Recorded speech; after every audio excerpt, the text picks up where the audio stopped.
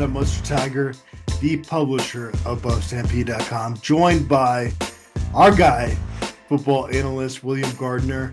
And William, the Alamo Bowl definitely did not go off how we expected, but how are you doing? I'm doing pretty good. I think we ought to refuse to ever go back to that town as a football program. But what can you do? But I don't know. It's the end of 2024. Tomorrow's a new start, I guess, and time to get excited and look to the future. And got a lot of stuff to cover here. I think we were chatting about maybe starting things up and having me introduce the podcast, but then we thought everybody freak out and run for the exits. No, they would not. I'm grateful for you and those other contributors that have led me to be able to cover this team for 25 years now. And I'm curious what were your emotions going during that game? It's kind of funny because for the first time ever watching a CU game, I was at peace before it even started. I wanted to win everything, and but I didn't have that sort of angst and anger and whatever. I was just like, well, things are going pretty good regardless of what happens here. I think I had the usual frustration watching our play calling and the design of our offense, but I think I could do better. So that's probably the root of it. Yeah. So I think, and I think at some point it became clear to me that, we were playing a good team, and I don't know, sometimes it goes your way and sometimes it doesn't go your way, but I still felt pretty good about the whole season and how we got there and where we were coming out of it, and I think one of the things that, I sent you a list of things to talk about today. And, one of them is what does it mean in the long term, if anything? And I don't know, we talked about this on our last podcast leading up to it. What does it mean if we win? And I don't know that it means anything one way or the other. I guess 10 wins is a big deal. And I don't know. So what did you kind of take away from Saturday night in terms of your expectations for 2025? I don't know about expectations. I think what I saw, as I've thought about it for a couple of days, I think that we were really hurt by the guys we didn't have. Nakai Hill-Green at linebacker ended up being a critical loss. And then I think not having Benson and Houston on the offensive line was a big damn deal as well. But that being said, I just feel that the game plan and the play calling and the play design that Shermer put out there was a joke, and it was sad and pitiful. It's like, on that 1 4th and 2 play early in the game in the first quarter, he trots out 5 freaking wide receivers, man. And then people are like, the goddamn offensive line can't block anybody. Well, they're stunting and blitzing, and you can't ask 5 guys to pick that up. You got to have a running back or a tight end or something in there, or if you're going to have 5 guys, you get some quick passes and get the ball out of Shedur's hands quick. But my recollection of that play was he ended up throwing it to Wester, a yard short, and Travis Hunter was standing right there too. So you got all this speed, and 2 guys didn't even fricking run downfield. So 2 guys didn't even get beyond the damn sticks to catch a pass. So I don't know what the hell he's thinking. There's been a lot of speculation that it's Shedur's offense that he's running. I don't know. I guess we'll find out now, if if Shermer's still around, if we're going to see a different offense next year. But, at some point, Coach Prime got to figure out you got to run the damn ball, man. If you can't run the damn ball, sooner or later, a good team is going to stand up and punch you in the mouth. And I think our 4 losses this year really play that out, that the one thing we talked about with BYU before the game was that their offense is very balanced and they run and pass both, and the interesting thing, I guess, to me was they don't have stars. They have a couple. That defensive tackle is pretty damn good, but every one of them is well coached and they're very solid at what they do. So they're not spectacular at anything, but they're very solid at everything they do. So I don't know, if we want to move forward and have more success, we got to run a damn ball. And it ain't about the offensive line, folks, although in part, sure, but it's mostly about what you decide to emphasize as an offense and what you call as plays. Where does CU go from here? Well, I think I think we go back to the portal. I think one thing that stood out to me as I've thought about the last couple of days is we're only elite right now at maybe three positions, cornerback, wide receiver, and quarterback. We're pretty good at others. I think we're close at defensive end and edge, but we didn't have enough talent at all those other positions, particularly at the offensive line. I think Jaheim Oates from Alabama is the kind of difference maker on the defensive line that makes us go forward. I saw speculation today that Chidozie Nwankwo might be back. I don't know if that's a reality or not, but we got to get better. We got to get where block bully is a guy who holds his ground. We need more guys like Amari McNeil that are making plays in the backfield. And there's another guy that we didn't have for this game that would have made a damn. So I think with Nakai Hill-Green and Amari McNeil and Houston and Benson on the lines, maybe it's a somewhat different game, but still the play calling and the play design to me was ridiculous. So we've got to go back, keep getting more talent in here. We're not an elite talent team yet. And I think we got to upgrade some of the coaching. I think we'll see some of that happen. We're already seeing movement along those lines. It's kind of a challenging time to be a CU supporter, right? You've got these preconceived frustration moments that you've had as a Buffs fan, not winning bowl games, and that streak lives, beyond 2020, 2004. But yet, the future looks really promising because Deion Sanders is the head coach, right? So how do you point out that we're coordinated here? Yeah. How do we balance frustration over what happened at Kansas in the Alamo Bowl versus what we see CU football being under Coach Prime going forward? Well, I mean, I don't know. I mean, I'm gonna turn that on its head and say throw the frustration in the trash because Yeah. 2 years ago we were the worst team in the country. Yeah. Last year we were a 4-win team. This year we're a 9-win team, and I don't see any reason not to expect that trajectory to continue under Coach Prime. Right? This is a man who learns from his mistakes and learns from his errors, and we're already working on that offensive line. Guys like Seaton and Cardi Smith and Gooden and Atia and some of these guys are even the guy Akko from A&M I think is going to be an upgrade to our offensive line. So we keep getting the guys in here. I'd throw the frustration out. I mean, how the hell is a 9-win season frustrating to a CU fan? Frankly, that's what I would say is how the hell. Well, William, you said 9 wins and people thought you were just a homer.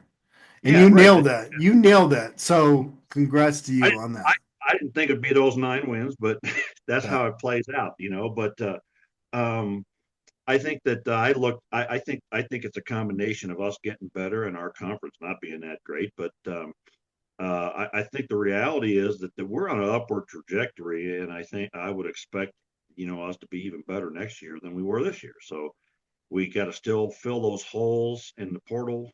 And I think, I go back to Bill McCartney, and it took him about I'm thinking back, I think it took about 3-4 years to really get the staff he wanted, and until you get that staff together, it doesn't really happen. And I think it was like year 5 that they switched to the wishbone and he had the coaching staff he wanted to have, and then they turned it around and really started to roll, but that's what you do. You go back to the recruiting room and you go back as coordinators. And I don't, we'll see if we keep our 2 coordinators or not. But I think you move, I think you move Sapp right into that edge coach position, and I like that defensive staff the way it is. I don't have any problems with that. I'd like to get some. Let's get some more playmakers over there. We had two good linebackers this year, and that's playing with that's playing Russian roulette with a loaded gun. You lose one of them and you're in a bad position. So we need to fill up. I think we need to fill up offensive tackles and inside linebackers in this portal. And then any other really excellent players that we can get. But I don't know. I think it looks pretty damn exciting to me. I think that we can sell the 9 wins and um, progress, and I would bet that this whole portal recruiting thing is going to blow up pretty quick. Once the playoffs are done, the guys start going into that and get the spring ball and see where people wind up. You kind of touch on this, William. I'm curious how you feel like this season is going to manifest itself going forward. Does it impact recruiting or current commits? I think once we get past, I think the 9 wins does for sure, and I think once we get past, the new year and and we see that Coach Prime is sticking around, I think that's one of the last big hurdle, that people had was, oh, hey, he's going to go to the Raiders, whatever all this other stupid crap is. And once he's still here for spring ball, and I think people are going to line up and want to be here and be part of it. And I think they see what's going on with this coaching staff and with our players, and if you're a defensive lineman, it's a place to come, man. You want to get trained to play in the NFL, this is where you go. But I think people say, well, we're gonna lose a Heisman Trophy winner and a great quarterback. How can we possibly be better? Happens all the time, every year. Great teams lose great players and they stay great.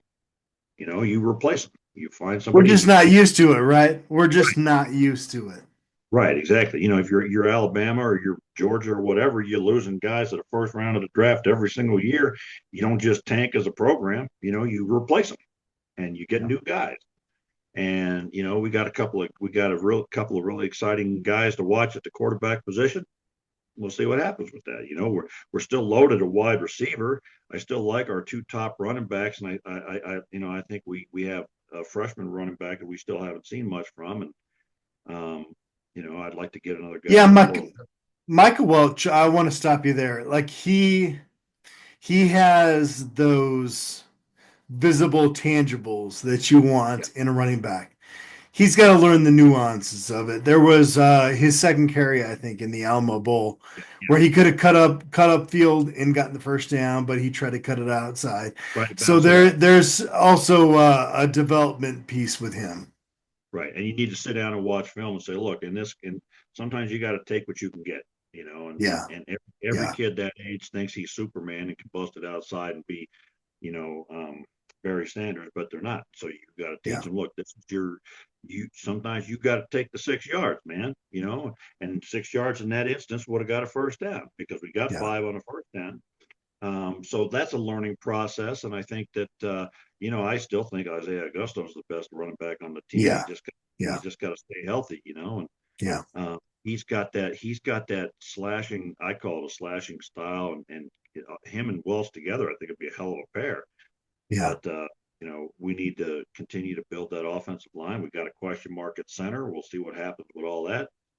yeah. But I like our left tackle is going to be as good as any in the country next year, and I like our guards, and you can work around that. So I don't know. It to me, I look at it and I think we're already looking at replacing some of these guys, and we got guys in the wings at wide receiver, for example, and we're bringing in a couple of tight ends, and we'll see if we can finally get that position shored up. Nice to see Smalls finally get his first touchdown.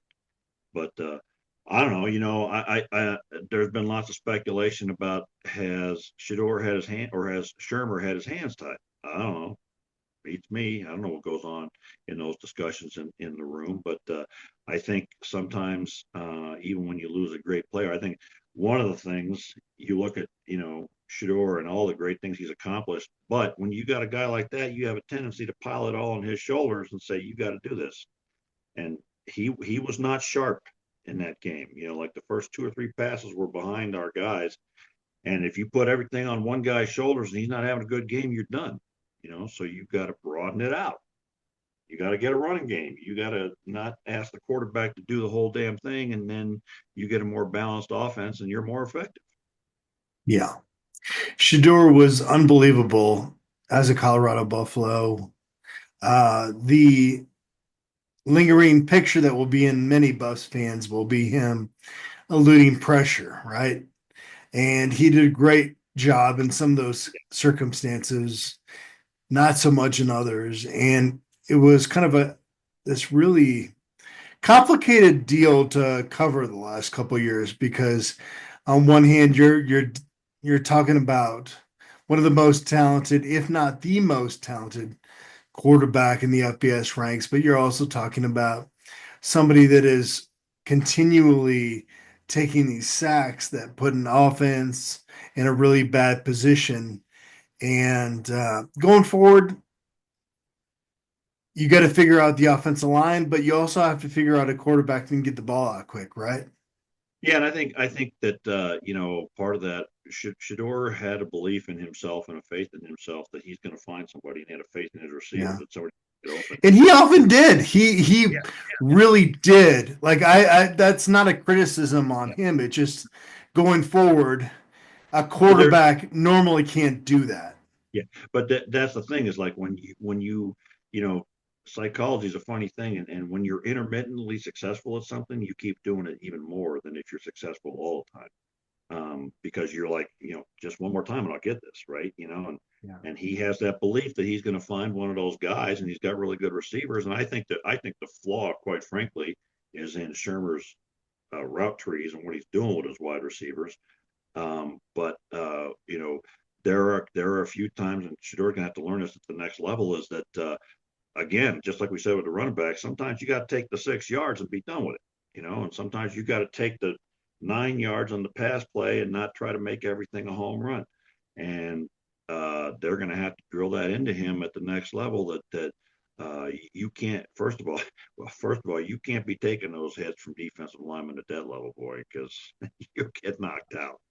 But I think that also he was asked to carry the whole damn offense on his shoulders, and he won't have to do that hopefully at the next level. But we need to have an offense first of all. I think whether it's whichever quarterback comes out of spring ahead, we need to get a running game. And I'm tell you right now, this running game problem is not because the offensive line and the running backs suck. It's because the damned offensive coordinator will not commit to the run game.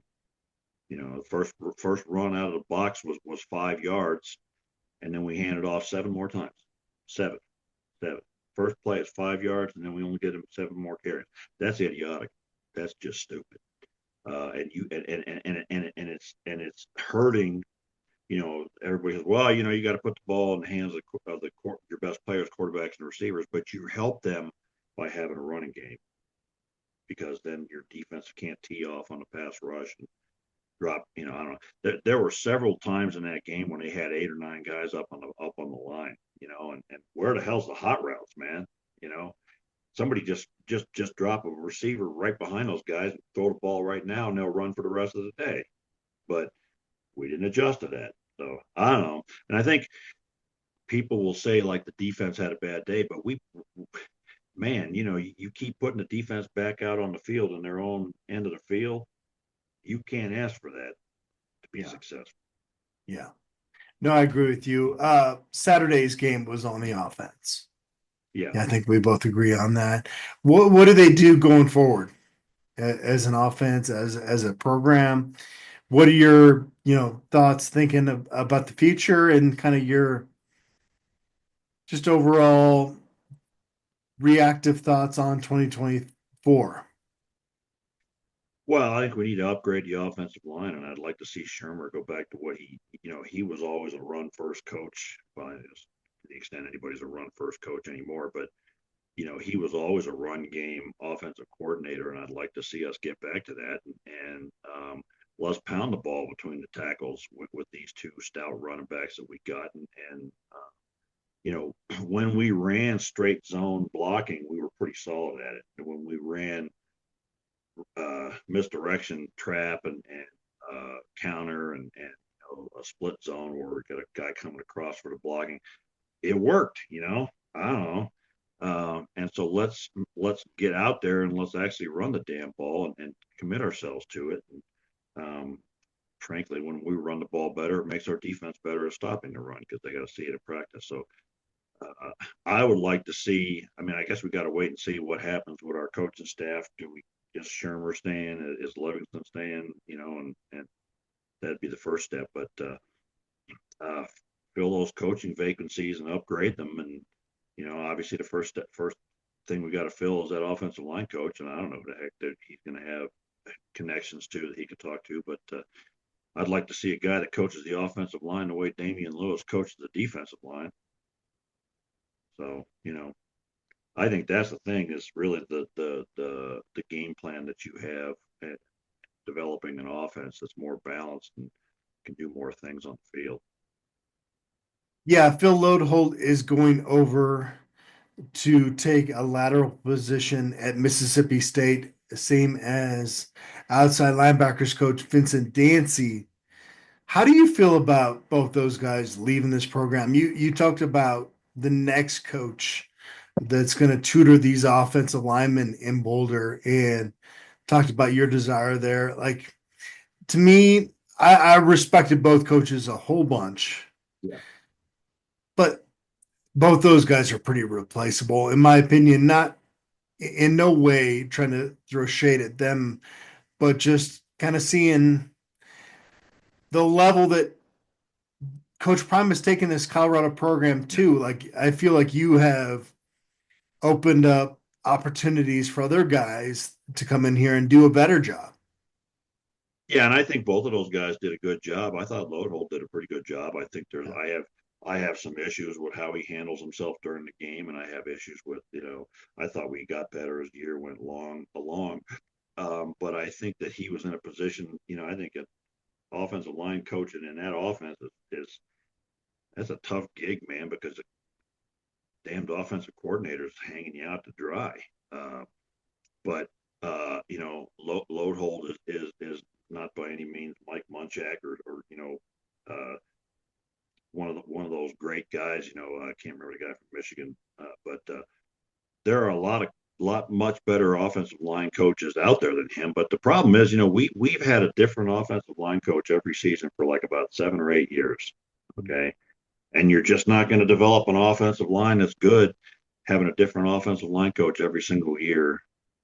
That guys are there. There at some point there's got to be some continuity, and I know guys don't tend to stay as position coaches in college for 10 years anymore, but still, more than 1 year, you got to get some of these guys some continuity in development because every line coach is a little bit different and they emphasize different things. But I don't know. I think I'd like to see somebody that emphasizes toughness and frankly violence, I guess, again, the way that Lewis does on the defensive line.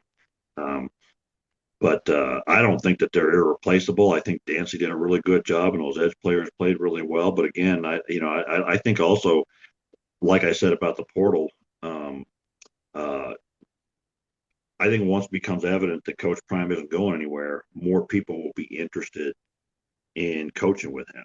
And also, now that he's proven that he can win, I imagine before last year, a lot of good coaches were like, not sure this guy knows what he's doing yet. Now he's got a 9-win season, and it's a whole different thing. So I don't know. I mean, and let's face it, ain't a person on the planet more connected in football than Deion Sanders. So, he's going to have those connections. Not like he can't open a Rolodex and get somebody on the phone. Today's episode is brought to us by Macaulay Capital Fractional CFO Services. Is your business looking for financial guidance and support but not yet big enough to hire a full-time CFO? Well, we have a solution for you. Hiring a fractional CFO who can work with your business on a part-time basis.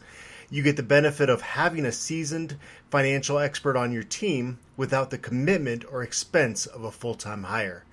And here's the best part. It's likely that a partnership with Macaulay Capital will be a win-win situation, meaning that your business will make more money from the guidance of a fractional CFO than the total cost of partnering with us. For more information or to set up a meeting, please visit MacaulayCapital.com. That's MCCAULEY Capital.com. So we've seen Caden Salter and Julian Lewis join the Buffaloes at quarterback in the past couple weeks. You have Ryan Staub still to this day on the roster.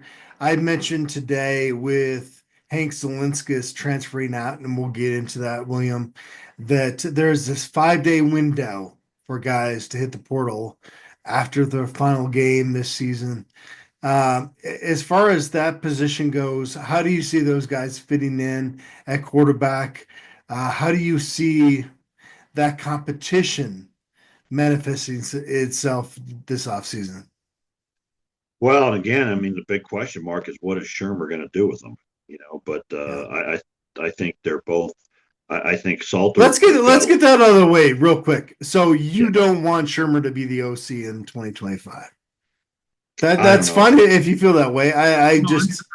We're in the space right now where we need to talk about these things. Yeah, and I don't know. I mean, I hear some people talking about that he has to do what Shedeur and Coach Prime want him to do, and I don't know if that's true or not. I don't know if he. Okay. Because like some people say, we'll know in 2025 if he is retained, right? I mean, it'll become crystal clear.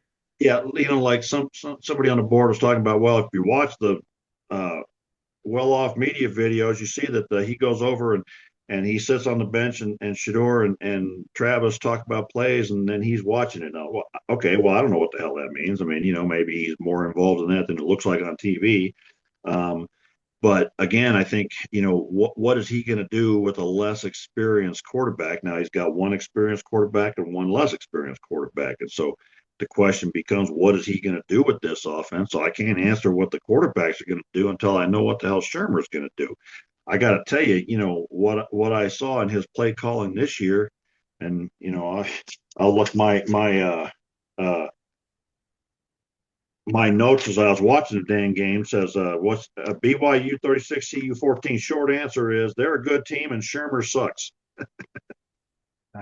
I think I have toned that down a little bit in the subsequent few days, but his play call, I probably wrote that with that, I don't know, man, I see a guy send out 5 wide on 4th and 2, and I want to beat him to death on national TV. That's just not football to me. That's exactly where my mindset went when you said that. Yeah. But I like Pat Shermer. I feel like he's done a pretty good job.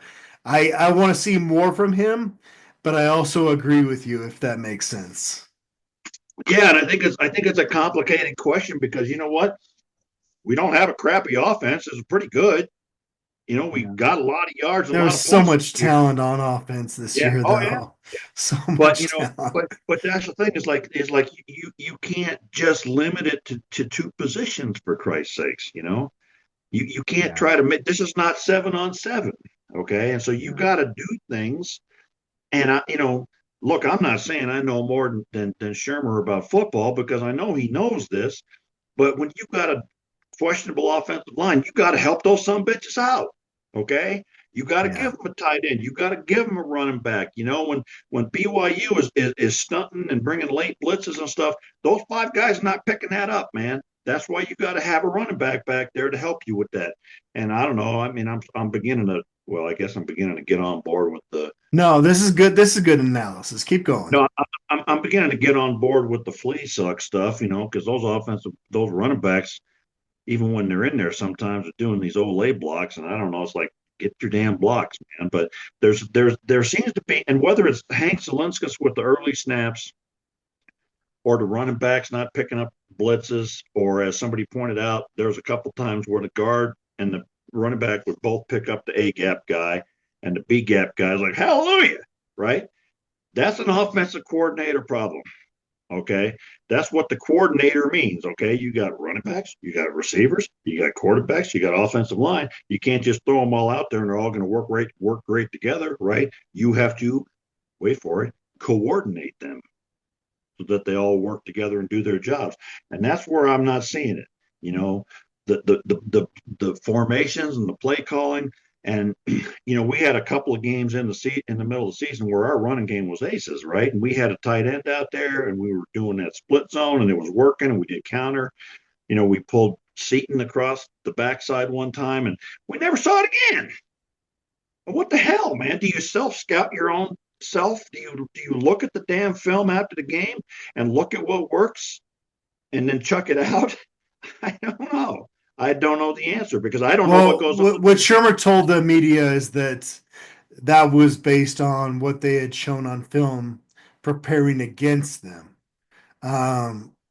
What I would say going forward is that they should make other people prepare for them. Right. Right. Well, and I'm sorry to cut you off, but that reminds me of one of the things that I did put on here that I want to say is we didn't have an offensive identity, period, all year. We didn't. We were basically playground ball. Send five guys out running down the field and hope Shador can get them the ball. Okay. And when that breaks down, you got nothing else to fall back on. There was nothing that was, this is what we come out and do. And that's what I'd like to see, is have some kind of offensive identity. Yeah. I will always say this: it's easy having these comments on the other side of it. You coached. I haven't coached at this level, but I've coached football before, and you had these ideas in your head. It's easier said than done. But yeah, no, I'm glad you shared all that, William, because that was exactly how I felt coming out of that game. Yeah, and I mean, we didn't see a tight end really for until the fourth quarter, and I just don't understand that. I mean, and he should be more a part of the passing game and a part of the run game. So the whole point of a tight end is that you got a guy out there that can participate in both things without giving it away, being out there, right? And so then you don't use them. I don't know. I mean, I just don't. I have no answers, and I get frustrated and tired of hearing the offensive line sucks. It ain't that simple, man. There's 11 damn dudes out there, and it's the coordinator's job to put them together in a way that works. Yeah. And there was enough talent on that offensive line, for us to be more effective in the run game. And what I will keep going back to is when we did emphasize the run, it worked. People say, well, we didn't run the ball because it didn't work. It did work. It did work. But when you hand off 10 times in a game, what the hell do you want? Still an exciting season, but 36-14 against BYU in the Alamo Bowl. You're going to have to just deal with our venting here. And you think back to the Kansas game, and then your heart sinks a little bit lower because you're like, man, Colorado could have had a truly special season. They had a very special season. But I'm curious, William, with Shador Sanders and Travis Hunter moving on to the NFL, where do we go next? Well, I think we expect more of the same. I think I think that Coach That would Prime, be good. That would be good, right? Deion Sanders has not failed at anything in sports related ever, right? And he's not going to start now. All of a sudden, this guy we've watched for 30 plus years, not all of a sudden become a stiff. And he's a very serious person, and he's a very intelligent person, and he's serious about winning and making changes that make things better. But I don't see any reason not to expect 9 or 10 wins every year moving forward. There's holes to fill, but I want to stop and let's stop talking about that game last week and let's move on, man. Because we had nine wins. I said let's talk about some of the funnest things that happened this year. Some of the really good stuff. And that let's talk about that throw at frickin' Baylor, man. And man, LeJohntay Wester. I've got so many great memories from the season that will come out organically. Right. It's Right. hard, like when somebody says, like, tell me about the greatest moments of the season. Yeah. I can't Well, just pull them up on cue, but man, right. I got a lot loaded coming here Well, this how about offseason. how about taking Okie State by the collar and putting their face in the toilet? I mean, how about Yeah, going down there and everybody saying UCS the toughest team we're ever going to face, and we kicked their tails? yeah, You said the damn stadium was shaking. You know, yeah. They were. so Yeah, the yeah, press and box was shaking. and if you stop, like, I don't know, I go all of a sudden what flashes into my mind is that practice at Denver East late Yeah, in the season, yeah, yeah. and watching Denver Will Shepard. South, Denver South. Denver South, yeah, excuse me, Denver South, and watching Will Shepard make those crazy catches and watching Yeah, Gustav, and that's the first time I said, "Hey, that's the guy right there," and to have them have Coach Prime. Coach Prime is a master of promotion and motivation, right? So he brings that team down to Denver so we can all see him, right? Because he gets it. It's like yeah, you put the team out there and give people a chance to love them, and we'll come and love them, and yeah, um, so Peggy Copham. I mean, that's a pretty cool yeah, story, yeah, right? yeah. That freaking. I don't think I'll ever, and here it comes. I don't think I'll ever think about Travis Hunter's acceptance speech and not have this happen.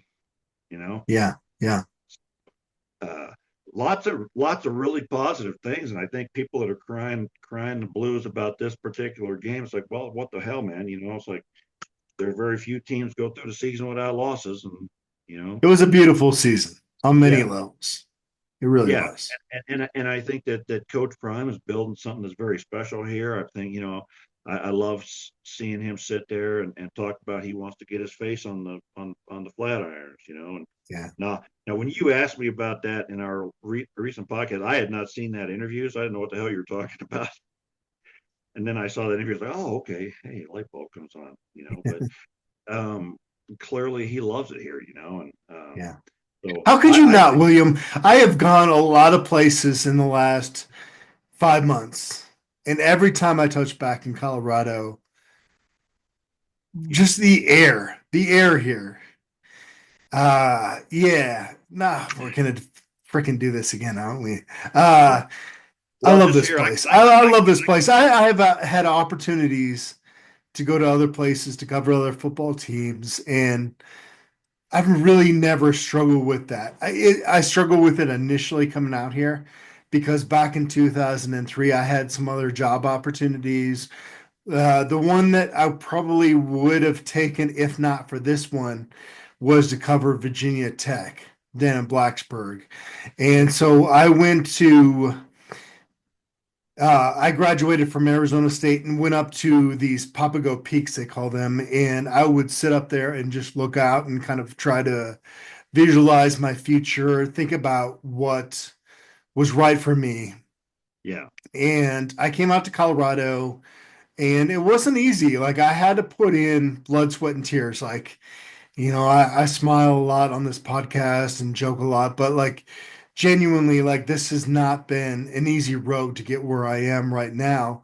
And I could not picture a better life that I have lived the last, gosh, 21 years. Like Colorado is me. I am Colorado. And every time I come back here, I love it so much. well, I'm flashing back to 2 years ago, that first night and day that Coach Prime was here, and the video of him walking around, and as he's walking through the stadium, he didn't have to say anything. You could see it on his face. He's like, wow, what the, where did this come from? Look at this Yeah. place. It's a beautiful place, man. And I think he's been embraced by this community, and he's making a difference in this community, and making a difference to these players, and so I think he's found a home, and I think he's truly sincere that he wants to finish it out here, and I think he's Why going to would you build. not? Like this is Yeah. I'm sorry, Well, this is God, this is really is God's country. and even on the football side of it, there's not another place in America, certainly not the NFL, but certainly there's not another place in America that's going to let you do things the way you want to do it, the way CU is letting him do it. And you go to some of But these it goes big. beyond that. It goes beyond just the you Well, I'm can just run pointing your out, program with autonomy. Yeah, no, I get that. Yeah, but I'm pointing out various different aspects of why it's perfect for him. And like yeah, you're gonna. And like people are like, well, what if he goes? You go back to Florida State, and all those fat cat cigar smoking donor assholes are gonna be all over you to do it their way and whatever. Well, yeah, you know, you. I mean, he's a legend here already. You yeah. know, he's right up there with Bill McCartney already, and he knows it. And you know, it's just exciting. I don't know. That's why I think it's like people like uh, you know, some of the hardest cases on our board, you know, are like, I was all right with that bowl game because everything's looking good and I like it, you know. And I haven't seen that from some of these folks. Of course, there wasn't anything to feel like that about, but I mean, I look back on this year and I think, best moments, best plays, biggest surprises. I mean, somebody, every year guys come out of the woodwork. I mean, I think I think on Amari McNeil and Arden Walker put themselves on the map this year, man. Yeah.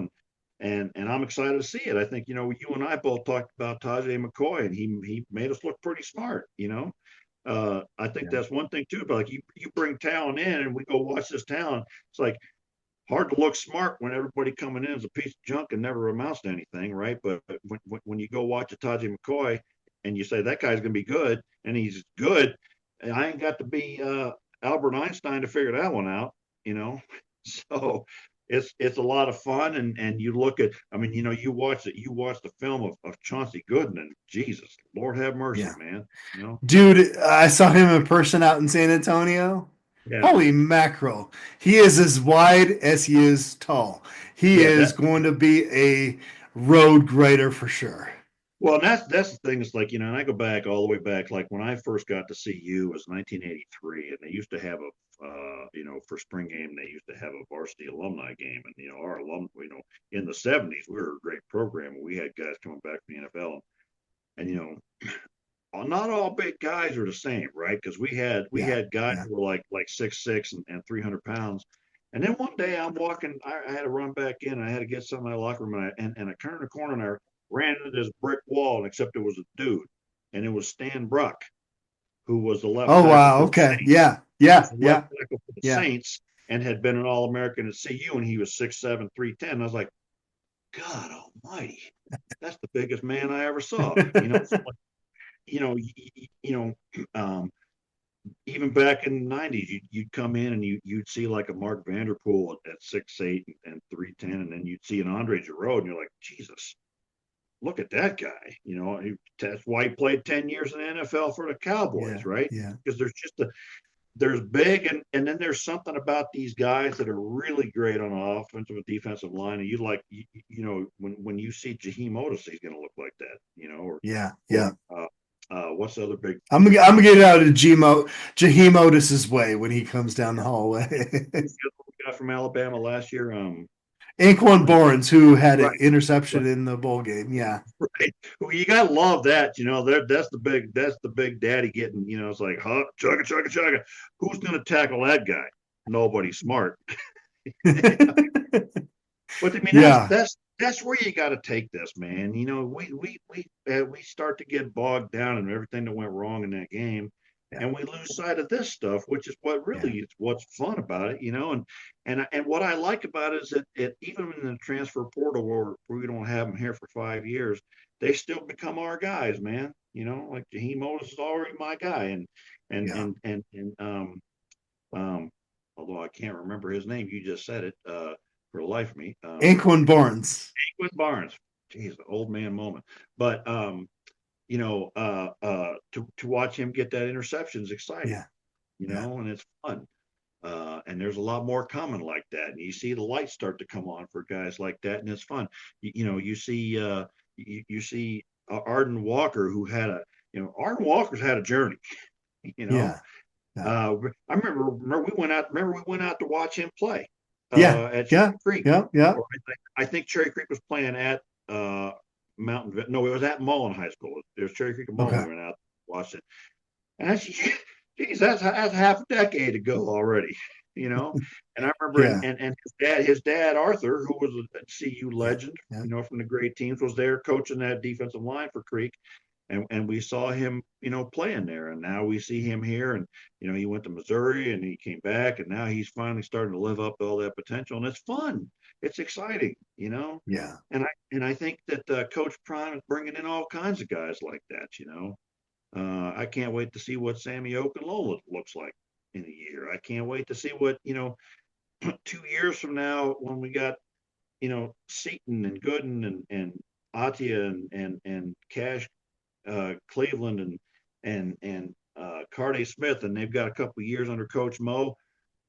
Dude, they're gonna block the sun out, you Yeah. know. And then they can put my fat ass at tailback, and I'll get 100 yards a game, you know. So I don't know if you can't be excited about Coach Prime and what he's doing at CU now. I think you just ought to give it up and, you know, go join a bridge club or something. I don't know. Yeah. No, the Alamo Bowl was not what any of us expected. William, if I tell you that Coach Prime is going to be the head coach in Boulder for the next 3-4 years, what would be your response? We'll have a national championship trophy. Really? Okay. Yeah, no Okay. question in my mind, because he's that level of football guy, and he, like I said, you know, he's going to do everything he can to get better every year. And I mentioned this on the board to somebody recently today, as a matter of fact. I think it's like one of the very surprising things to me to learn about Deion Sanders in the last 2 years is that he's a very humble guy. You know, and people probably think, well, what do you mean by In that? in a different way. In a different way. He's Yeah. always talking and he's always Yeah. flashy. Yeah. And I don't know if you read that article that was out recently, and it was talking to all of his former teammates, and can't remember who he was talking about, but defensive end, I think for Charles Haley, maybe for the 49ers, said to him, "Hey man, you're a pretty cool guy. How you're not like that, like what I thought at all?" And he said, "Yeah, that's the flash, that's the persona. You know, that's the front. This is who I really am. You know." And you see that he, and what I mean by humble is that he may be the smartest guy in the room, but he doesn't think it, and he doesn't have any problem going to a Nick Saban and saying, "How do I get better, man?" You know, because we've seen a lot of dudes in Bowler who didn't have the self confidence to ask for help. But you know, McIntyre to me is that guy. Thought he knew everything, or at least didn't have the security in himself to go and get help from other people. But He had a good eye for talent. I don't want to throw McIntyre under the bus, but yeah, there was an insecurity within him that was evident in a lot of cases. In terms of behind the scenes things that he did with people. I like McIntyre. I think he's a good coach. He's much better than some of the coaches I've covered at Colorado, but he is no Coach Prime. Coach Prime, I'm asked every time I cover like a losing press conference, like, how was that? I'm like, he's great after that. Like he understands, he gets it. He is confident, but in the best ways possible. Like I've never understood the hate coming at Coach Prime based on my experiences dealing with him. Like it's not like, I'm not gonna lie, like it's not like Deion Sanders and I are super close, but he knows who I am, and I've been around in the same area of him many times, and he treats people better than most people that are of the stature that he is. Well, and I think that's one of the things that you watch, and you know, all the various media and all the you know, whether he's coaching or I don't know, you can't, I don't know, you can't watch his commercials without seeing that he's a guy that brings joy wherever he goes. You know, he's just got that big smile that lights up, and you know, like the chemistry between him and Nick Saban in those ads is great. It just cracks me up, you know. But you watch like the Coach Prime show the last 2 years, and you know what he brings to those kids. You watch the videos of him in the team meetings and whatever, and you watch him interact with people out in public, and he just brings joy wherever he Yeah. goes. He's just, I don't know. I, I look at it and, I mean, I've struggled with some of my mental health issues for my whole life. And I look at him, I'm like, I got to be more like that, man. Shrug it off and just bring joy, put a smile on and be happy about it. Because I think he is just, I think he goes far beyond being just a football coach. I think he's a transcendent human being. And Yeah. I don't know, it sounds crazy to people, but I think he changes people's lives, and you look at all these articles talking to all his former NFL and college teammates, and they all say the same thing. He's the best guy in the locker room that you could possibly have. Yeah. And so leadership, I had a guy at work that he said to me, I don't know how to be a leader and inspire people, whatever. And I said, show them how much you care, man. That's all they need. That's all people want is care. Stand in there and don't ask them what they can do for you. Go up to them and say, what can I do for you? And he gets that naturally, and I liked that he's got a saltiness to him too, though. It's like if you're a jackass in a parking attendant shirt up the road, maybe, perhaps, coaching for a team named after a sheep, and you say something about his mama, he's not going to just say it. She's not going to just chuckle it off and act like nothing happened. After the game, he's going to ask you right to your face. And I appreciate that too, because he's a stand-up guy. And I don't know. I have to imagine that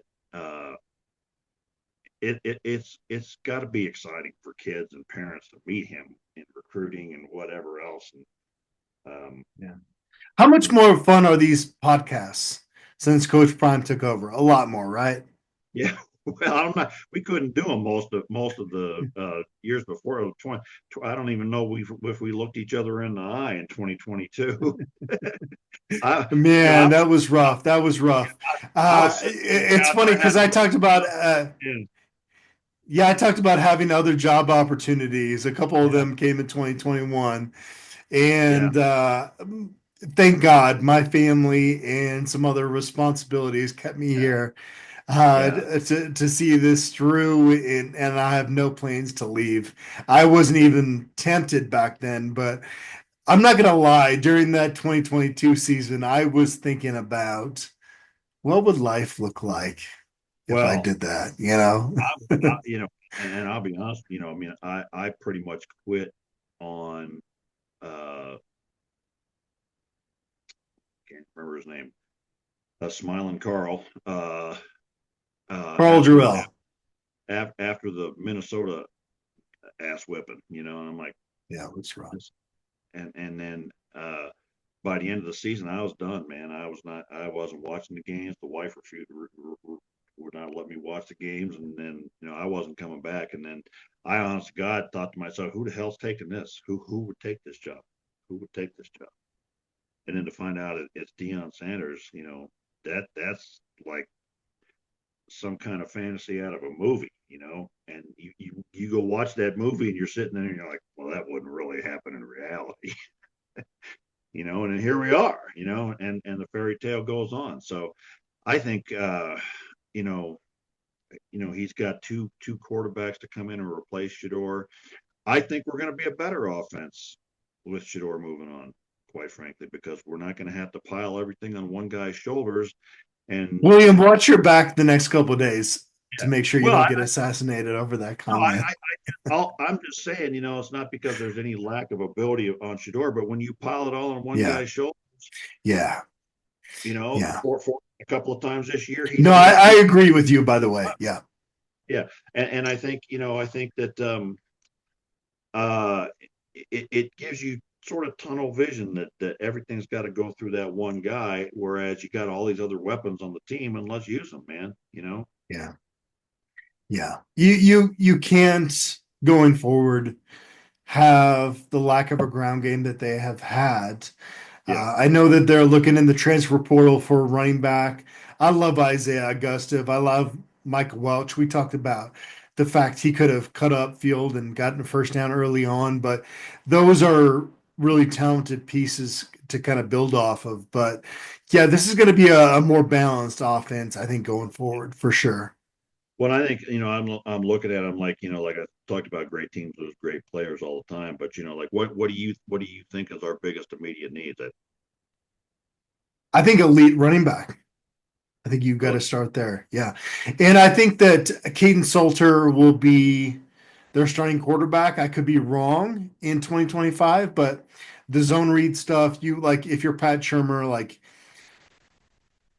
and I'm sure he will, but like really break down what made Caden Salter excel in those situations because that's what's going to make this offense elite. This is a college game, and you've got to exploit what makes defenses at this level of football get exploited, and that is zone read option, and that is having a quarterback that can run for 1,000 yards in a season. And I think Caden Salter can be that guy. That's nothing against Juju Lewis. It just is you're trying to win football games in 2025, and I think that Caden Salter will be that guy running the RPOs, having Isaiah Augusta or another running back that comes in running that offense efficiently.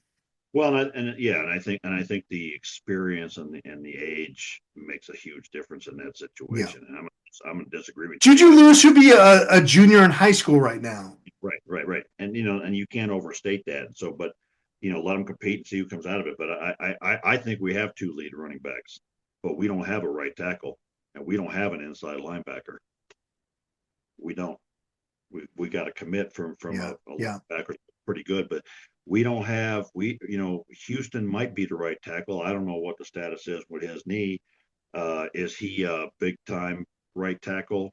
I think he's an acceptable right tackle. I think Benson in a pinch can be a right tackle, but we don't have one right now. Carday Smith, I don't want to trust another true freshman in that situation. So, until we get serious about our offensive line, I think we're going to have problems. So I think we got to get some tackles in the portal, and man, we got to get 2 or 3 or 4 linebackers because we got nothing right now. I think what comes out at one. I think Jalen Wester is a pretty good player. More situational. I don't know if you can expect him to be a starter. I think that Jeremiah Brown kind of in a similar boat. Yeah, I think inside linebacker, I don't know, to what extent you could teach them. You either have that instinct or you don't. I think Wester tends to just make a decision and go, where he needs more patience. You got to sit behind the line and read your keys first, and then you go. So he's going to have to learn that, and he hasn't proven that he can do that yet. So he's got potential. Brown's got potential, but we need to have 4 or 5 or 6 guys out there that are good competing and fighting each other for that spot. And we don't have it right now, and if again with the right tackle issue, if Houston is I don't know how badly injured he's going to be or how much is going to keep him out of the weight room or whatever, but we got to upgrade that spot. We're going to have one of the best left tackles in the game. It'd be a damn shame to waste that by not having 5 guys. Like I think what's the big man's name? Aki Ogunbui. Looking that up. But I think having Ogunbui. I think having him next to Seaton, man, that's some mass right there. And you got a guy that I think that started some games for Texas A&M, and he got beat out by a couple of guys that are pretty damn good, pretty highly rated guys. That's an upgrade, okay, to me over what we got. And those 2 guys, him and Seaton on the left side, is going to be a towering wall, man. Now we'll let Cash Cleveland and Carter Miller fight it out at center. I'm not convinced that Chauncey Gooden doesn't wind up winning that spot, but maybe that's because I'm not sure what I think of those 2 guys yet. But I think Benson's the right guard, and I don't know who the hell the right tackle is. So I'm curious, William, do you talk about Carday Smith, Chauncey Gooden, Cash Cleveland, Jordan Seaton, they're all going to be underclassmen in 2025. Are you okay with like really, I think with which Coach Prime has brought to Colorado, 6 wins is kind of the floor of this team going into to Yeah. 2025. Are you okay with like a semi rebuilding year? And if so, like, would you want Juju Lewis to start to kind of build that momentum to like get to that national championship you're talking about? No. Okay. You I play no, play the best guys at every I position, try I to don't give maximize this yeah, thing. listen, Okay. I don't give a damn about this rebuilding crap. You reload, okay, and Okay. maybe we Okay. don't reload with fifth year seniors, but you reload with talent and you teach that talent up, which is why it's critical we get a good offensive line coach. You teach that talent, coach Yeah. them up, and teach them how to play. And we still need, we haven't even scratched the surface of this transfer portal for this year yet. Yeah. And we need to see two or three more big offensive linemen. We need to see two or three more big linebackers. But I want to win 9, 10 damn games every year, and there's no reason not to in this conference. As long as we keep upgrading and get our coaching right. So even without Travis Hunter and without Shador, without Jimmy Horn and Will Shepard, and Will Shepard, and we didn't have Will Shepard and LeJohntay Wester the year before we brought him in, right? So let's go find those guys, bring them in here. And I have not met Coach Prime personally, but I would bet you my next paycheck that he ain't interested in rebuilding. Dude wants to win. Yeah. So let's go get 9, 10 wins every damn year, and let's have 8 or 9 wins be our floor, and let's get to the point where when we're a 9-win season, it's like, well, that season sucked. What was our problem this year? 9 wins. Crap. That would be nice for sure. Right. Right. Well, I got a dumbass friend who's been a Michigan fan, and then he cried like a little girl every time they have an 8-win season. Well, fuck you, pal. Here, get out, beat it. And I'd like to be that kind of program, and I think we can be, and we should be. I don't think anybody should look at next year and think of anything less than 8 wins. Now I'm not ready to make that prediction. Let me see what we got at the end of the summer. But with this head coach, I think our goal should be 10 wins every year. Yeah. And I think some of the pieces are there to make that happen. We just need, we were not elite at every position this year. We were elite at 3 positions, maybe edge. I don't know. And we need to be elite. I think we were elite at linebacker until we lost one of them. But we need to be elite at every spot.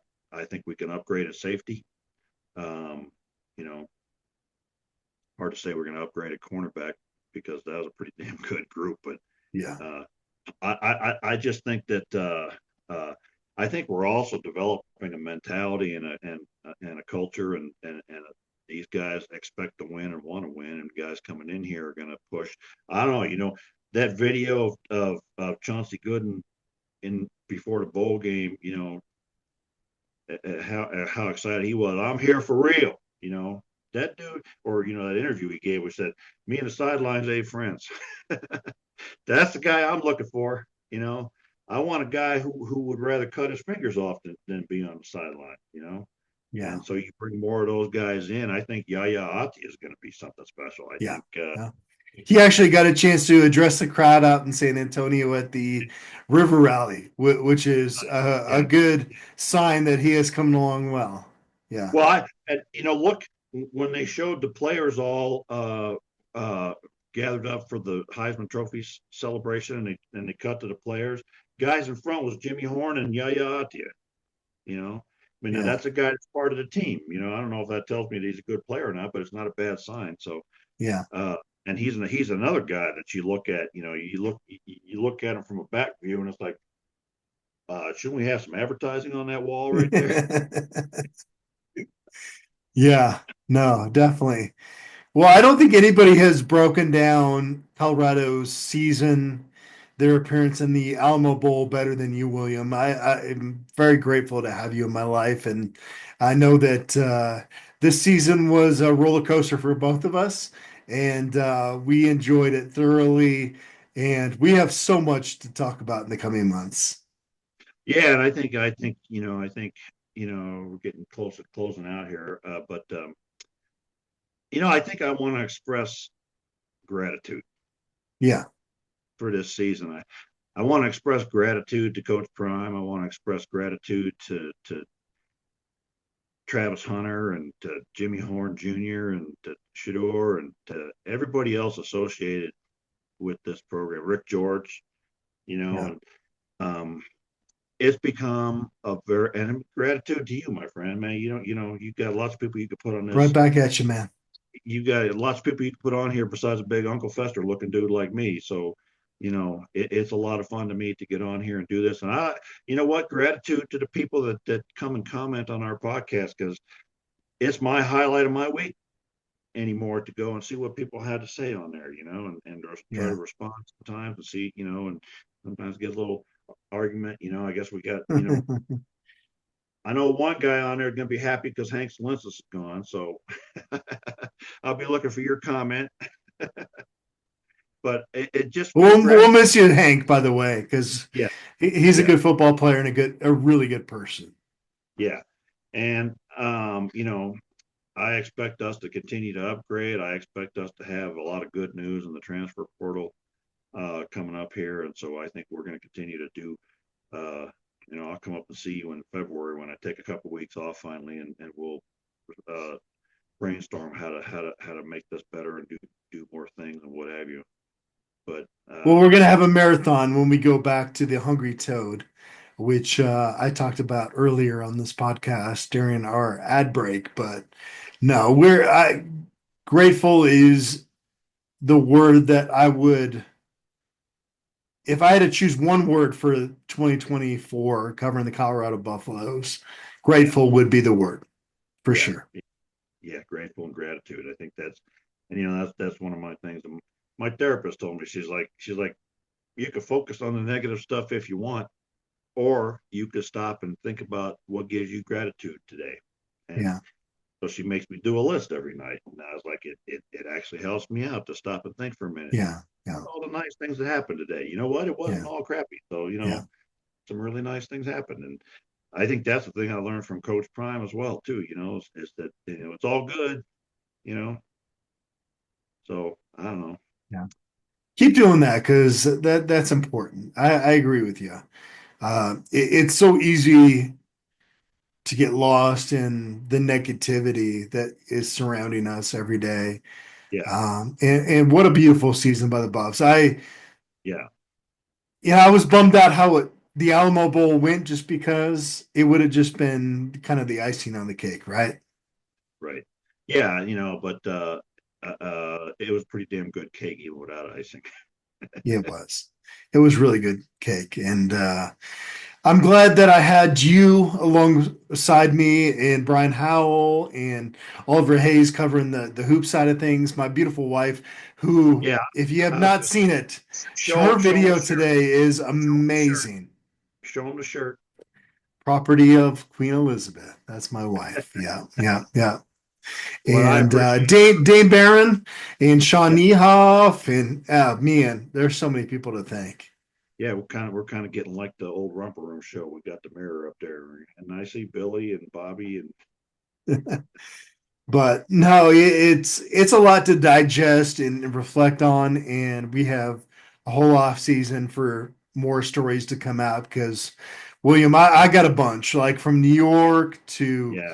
trying to drive down to cover the Texas Tech game, which was an absolute Oh my God, yeah, nightmare. Like I've got so many stories from this past season that I've shared some of them, and I've got others that are going to come your way. So well, please keep tuning into this podcast this off it is season. it is fun, to keep track of all the people you meet through CU football too. And Oh I just gosh, yeah, want to shout out on our board is our Nippy's 13, and he yeah, actually yeah, he yeah. lives in San Diego, and he came out in 2018. God, it seems like yesterday, but it's 6 years ago already. And I was on call, so we couldn't go up, and so he took my tickets to the Nebraska game with his lovely wife, and we got together afterwards and had beers out by the DIA airport and everything. And he sent me a picture yesterday. He got 5 kids now.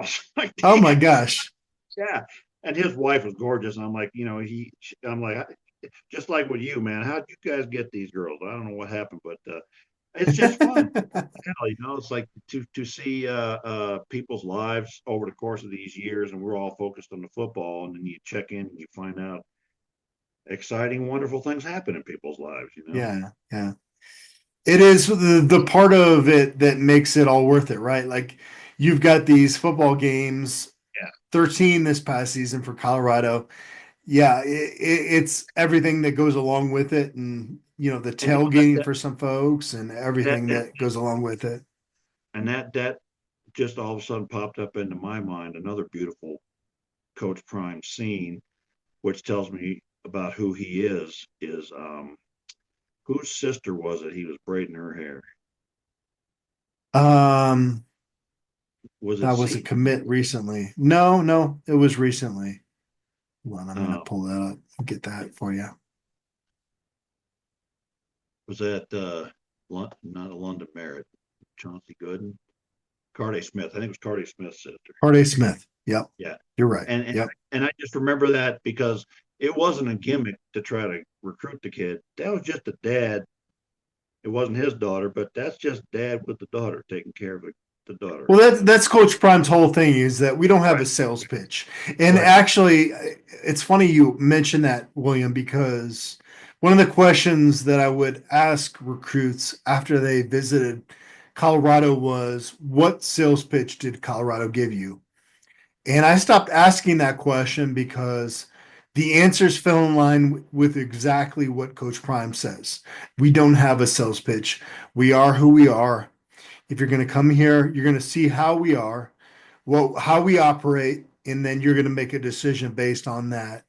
And that was basically the answer I got from recruits was they're not trying to sell me on going to Colorado. They're trying to sell me on how they can make me better by showing me exactly that, how they can make me better. And that is a genuine thing that honestly, I don't know if I've covered at Colorado before. Not to say that other coaches prior didn't have like good intentions, but the full on sales pitch is reality that's being given right now. Yeah, and it goes back to that self-confidence and that self-belief that Deion Sanders has in who he is and what he means to the planet. And I don't know, I just keep coming back to I just think he's a beautiful human being, man. I don't know, people make a joke about it if they want to, but I just think he's so far beyond just being a football coach. He's, like I said earlier, to me he's a transcendent human being, and I'm just very proud to be associated with him, even in such a tangential way, frankly. Yeah. Well, I'm proud to be associated with you as well, William. And we are going to continue to have these shows throughout the off season, and we're going to have some of them at the Hungry Toad, which I'm excited about. That French onion soup Yeah. up there is next level, so I can't wait. And um, we are recording this on New Year's Eve. By the time you listen to this, it will probably be New Year's, but happy 2025 to you, William, and everybody out there. Everybody and all your families, and I hope that's the best year for every single one of you that you've ever had. Yeah. Appreciate you, William, and I appreciate everybody out there. And Good. Go ahead. A year from now, we'll all be in the playoffs working for that national championship. Fingers crossed. All right. William, appreciate you, and I appreciate everybody out there for tuning in.